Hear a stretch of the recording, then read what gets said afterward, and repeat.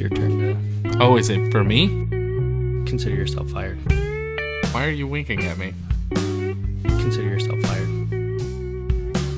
Hello, and welcome to the JT and Drew Show. I'm JT. And I'm Drew. And we're two nobodies talking about nothing. Consider yourself fired. Ladies and gentlemen, welcome back to the show. Bud, how are you? Well, I'm so glad you asked, because I am swell. How are you? Doing good, doing good. Big news in the world today. Oh, what do you have for us, JT? Well, I've got the tassels on because the North Koreans are causing a scene once again. Oh, those North Koreans. Thanks for nothing. Yeah, that'll get Well, you that's a fun, little bud. Yeah, that'll get you a little bit of stuff. Yeah, that'll get you hard in the morning. Yeah. So, hey, listen. All right, man. So, North Korea, you say, huh? No. Hey, good to see you, bud. How are you doing? Well, I'm here because North Korea hasn't struck. That's true. But no, I'm doing well. How are you doing? It's been a quick minute. It's been a little bit. You look very tropical today. I feel like I could hula dance. Ooh. Yeah. I'm picturing that in my head. And I'm trying to erase it, but it's like when you push the pause button, but it won't pause. Yep. And it just keeps coming. I try to push the fast forward, and it just goes in slow-mo. It's even worse. Yes. Oh. Look at the waves. It's like putting your plate of Jell-O on the table, and it's still just like... Oh, it'll go for about another 2 minutes. So let's keep trekking. Enter the talent show, my friend. Maybe I need to get on Guinness. Into the thick of it. Yeah. I'm getting sick of it.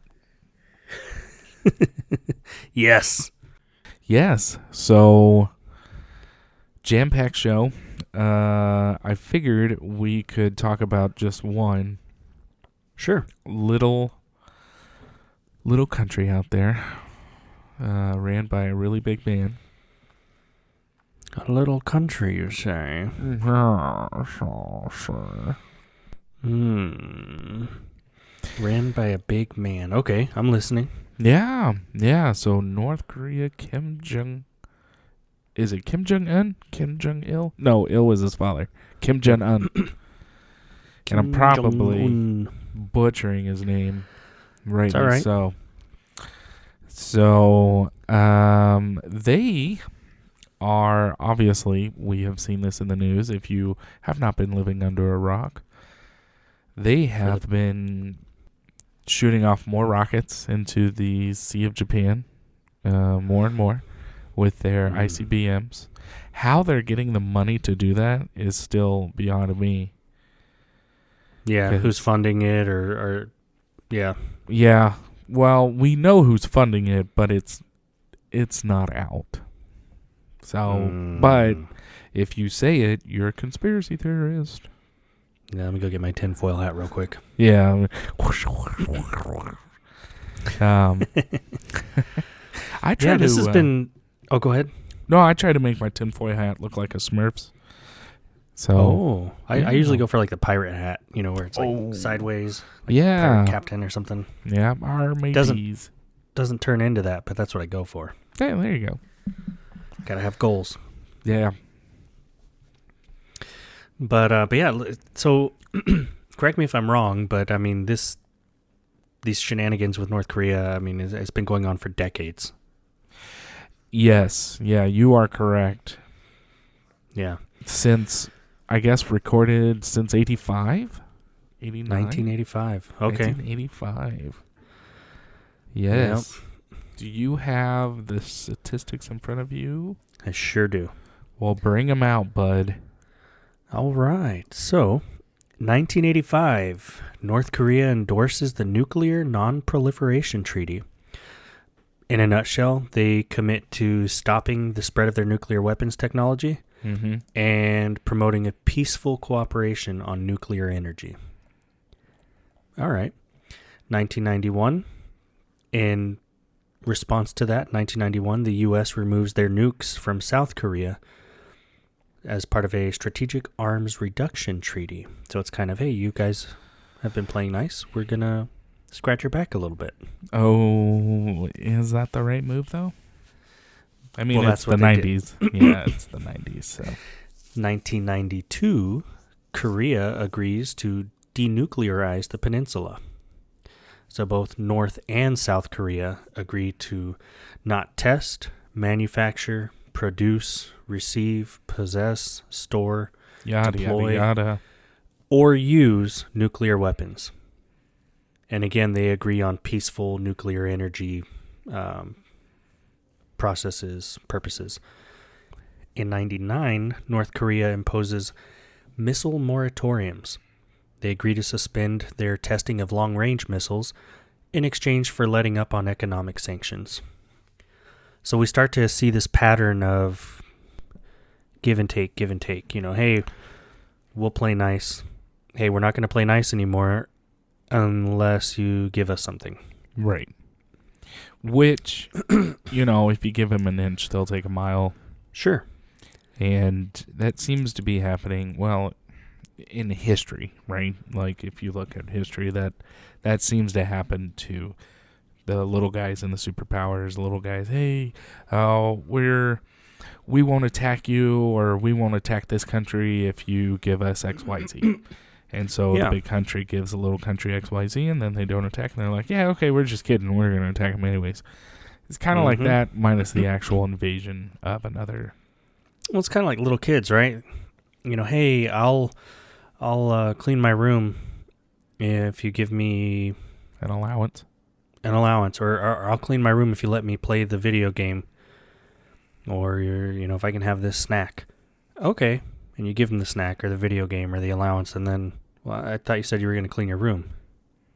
Yeah, I did, but I'll clean it more. I'll clean it more regularly if I can have this. Yeah. So you're negotiating. Yeah. So by the year 2000, after the first Inter-Korean summit, the U.S. agrees, okay, we're going to ease sanctions. So they started allowing some trade and investments with North Korea. Washington and Pyongyang, which is North Korea, host goodwill trips. North Korea meets with President Clinton in Washington. Then the U.S. Secretary of State travels to North Korea. Okay, so it seems like relations are getting better. Yeah. 2001, 2002, President Bush challenges North Korea and their commitment to deal. Classifies North Korea as an axis of evil and imposes new sanctions. And it was all because of a rocket test that North Korea did. In 2002, 2003, North Korea exits that treaty with plans to reactivate its nuclear plant. So things are getting tense between North and South Korea, China, Japan, Russia, and the U.S., and they launch a diplomatic initiative called the Six-Party Talks. Okay, that's with Bush. Mm-hmm. In 2005, the U.S. freezes North Korean funds, $25 million to be exact. The U.S. Treasury Department designates the Macau-based Banco Delta Asia a primary money laundering concern. The Six-Party Talks eventually agree to a joint declaration where North Korea commits to abandon the pursuit of nuclear weapons and comply with the treaty terms from the original treaty. In kind, the U.S. agrees that it has no interest in attacking North Korea. In 2006, North Korea shocks with its first nuclear test. So here we have in 2005, the U.S. freezes their assets. North Korea says, okay, fine, we're going to abandon our nuclear program. The U.S. says, okay, well, we don't have any interest in attacking you. And in 2006, they do their first nuclear test. Yeah, they detonate it. So much for abandoning their nuclear program. Yeah, well, Can't negotiate with terrorists. Well, you can. Just not going to get anywhere. Yeah. In 2007, the 6 party members agreed to an action plan. North Korea commits to halting operations at nuclear facilities in exchange for 50,000 tons of oil. Here we go again, asking for something. Yeah.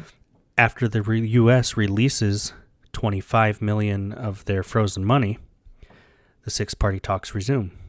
North Korea has to disable its nuclear facilities and stop the export of nuclear material and technology in exchange for 900,000 tons of oil, and the U.S. will also remove the country from its list of terrorists.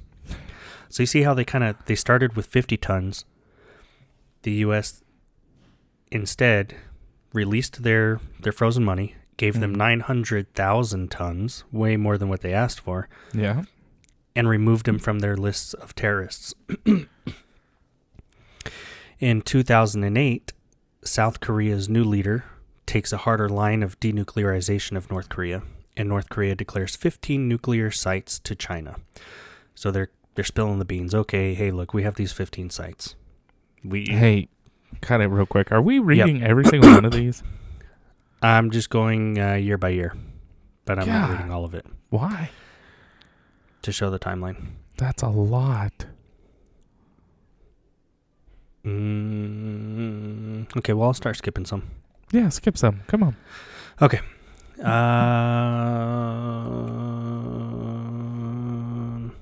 2009, Obama attempts diplomatic restart of the 6 party talks, and North Korea ignores and launches a rocket believed to be a modified version of its long ballistic range missile.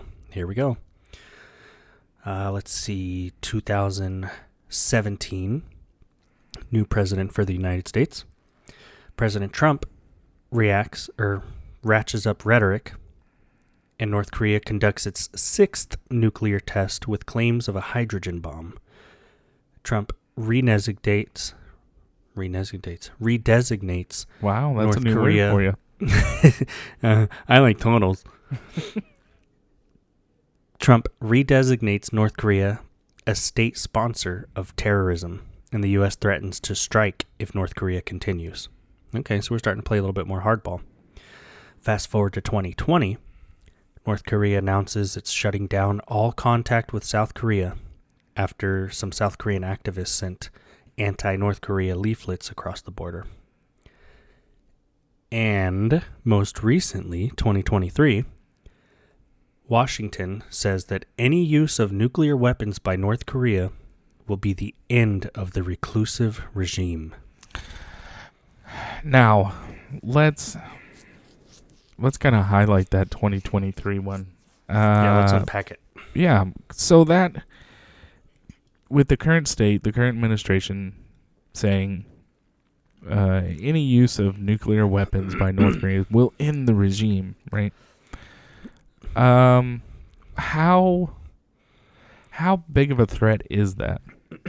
I mean, the North Koreans can use it as propaganda, right? Like, oh my gosh, they're gonna take over our country. They said it. Sure. Well, and I think you have to really decipher or discern what does any use mean. To me, when I read that, and when I heard that on the media clip, any use of nuclear weapons, to me that means any testing, any obviously practical use, like, okay, hey, we're going to start a war, or we're going to launch an attack. But still, testing is part of that. In my mind, it's part of any use. Yeah. It doesn't say, well, in the event of an attack, we're going to obliterate North Korea. Any use of nuclear weapons by North Korea will be the end of the reclusive regime. So, hey, good news. North Korea claims radioactive tsunami weapons test at sea. This happened just a few days ago. Yeah. And I'm pretty sure they're still there. Yeah. So the article came out around the 24th. So just a few days ago. But the North Koreans claimed Friday. Well, they claimed Okay, let me. Oh my gosh. The North Koreans claimed. Oh my god, why can't I do this? The North Koreans claimed they have tested a nuclear-capable underwater drone designed to generate a gigantic radioactive tsunami.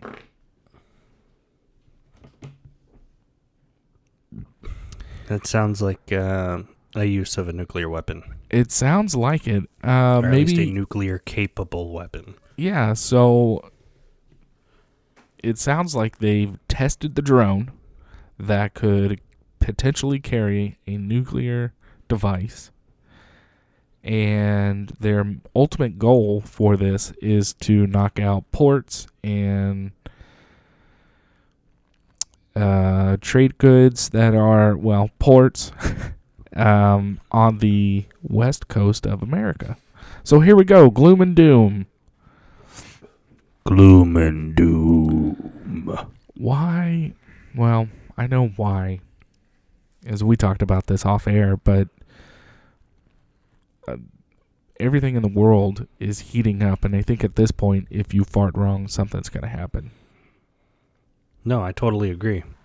North Korea has, as we've listened to the history there, they've kind of been like that annoying kid at the swimming pool. Hey, Mom, Yeah. Mom, look at me. Mom, watch me. Mom, hey, Mom. And, Mom's obviously engaged in a conversation with someone else. Mom. They're playing. Hey, guys, look, we're trying to do something.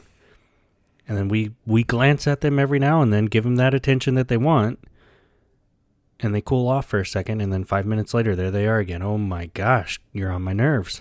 Yeah. But again, empty threats, right? Oh, look, if you don't stop, I'm going to spank you. Ah.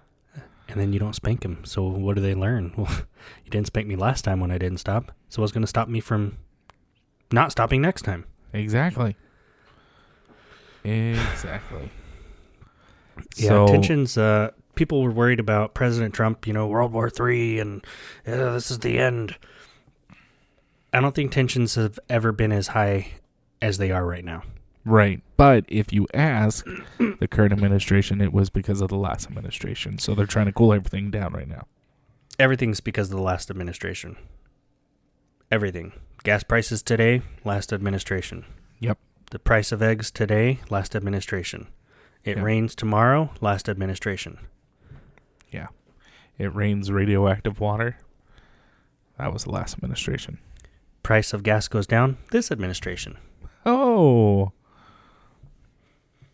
So, yeah, it's like you said, doom and gloom. The world is in a crazy place. Tensions are rising everywhere. Russia, Ukraine, China, North Korea. We're really have a recipe for disaster. We've got General Minihan, who's already started, not necessarily preparing, but preparing mentally for war with China by 2025. Yeah. Yeah, in 2 years. But I feel, and I respect the general for what he said, but I think it could be sooner. Oh, anything's possible. Yeah, anything is possible. China announced late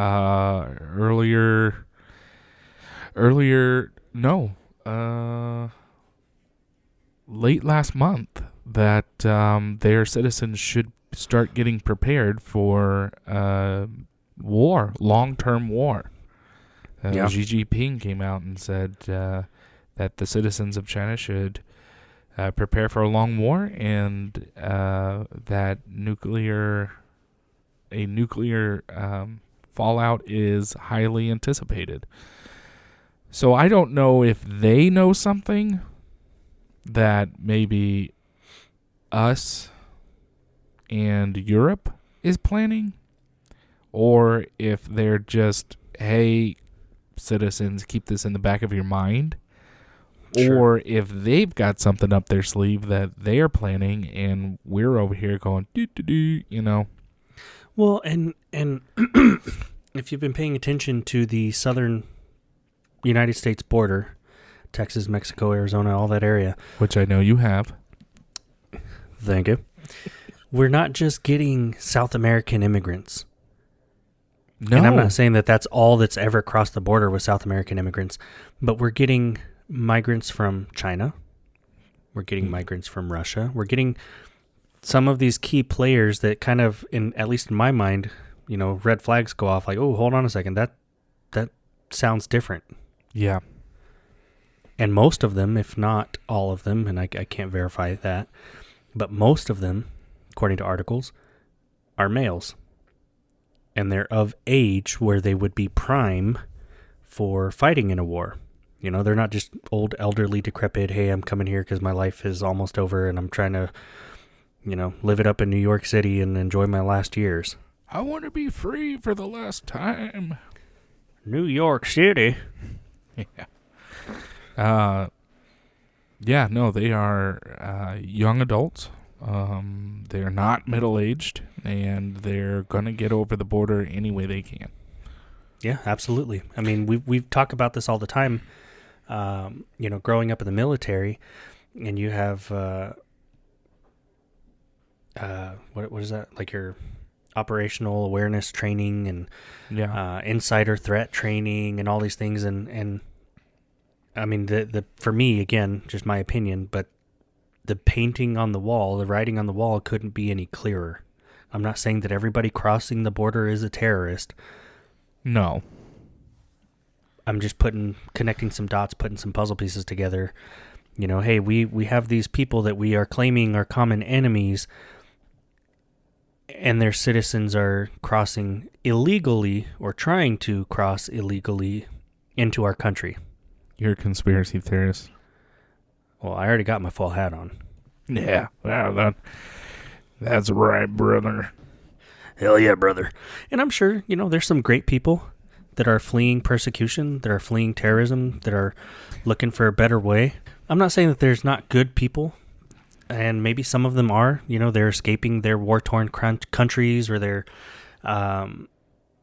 communism, and hey, we don't want to be a part of that. Right. But still, there's legal ways, there's right ways, there's these channels that are not impossible to do that. It gets and looks kind of suspicious when it's, you're doing this illegally. Yeah. You have no family here, you have no connections, or I don't know, man. It just, the whole world, to put it like an old fart, is going to hell in a handbasket. Well, it's kind of like what I said in the last episode where it was, I'm getting tired of being lied to my face. Yep. And, if you're coming here to do wrong and you're deceiving, what is my thought process is, what's the point of it? Okay, you don't like our country, but the citizens aren't the country. Like me personally, when I look at Russia in the news, that is his regime, and I guarantee you not every single citizen thinks like that. Oh, absolutely. The Russian people, I don't think, are bad. It's the people in power. Well, when I lived in South Korea, when I was stationed out there, we've heard talks, and even when I was in the Pacific and PACOM, there were some folks that were defectors that got away from that communism and those reigns of terror, if you will. And they came out and they gave talks, like not TED Talks, but, hey, this is my story. Right. And a lot of them, and they were talking to us about this in Korea, a lot of them, they're forced to be in those roles or to do that. Like the North Korean military, for example, we were always taught that, hey, if anything popped off, I'm not saying that these people aren't lethal or aren't trained, but a lot of North Korea is malnourished. A lot of North Korea is struggling in a lot of different ways. Yeah. These guys, not all of them are, hey, we volunteered, we want to be on the front lines, we want to live, breathe, die for this cause. It's you do this or we kill you, or we kill your family. Yeah. So wholeheartedly, yeah, not everybody is for it. But at the same time, if their family's being threatened or if they're being threatened, they're going to be for it as much as they can until they lose their life. Exactly. Yeah. They're just there to protect their family, and I shut up in color at that point. Absolutely. Yeah. Well, Bud, thanks for joining me down this rabbit hole. Oh, anytime. You know I like rabbits. Yeah. Those rascally widow wabbits. It's haunting season. As always, we'd like to say thank you for stopping by and listening to the podcast. Yeah, we realized that you could have been doing anything way more productive, but you chose to waste your time with us. We look forward to talking about absolutely nothing with you next time. If you have any questions or topics you'd like us to cover, please email us at jtandrewshow@gmail.com or visit our Facebook page at www.facebook.com/jtdrewshow.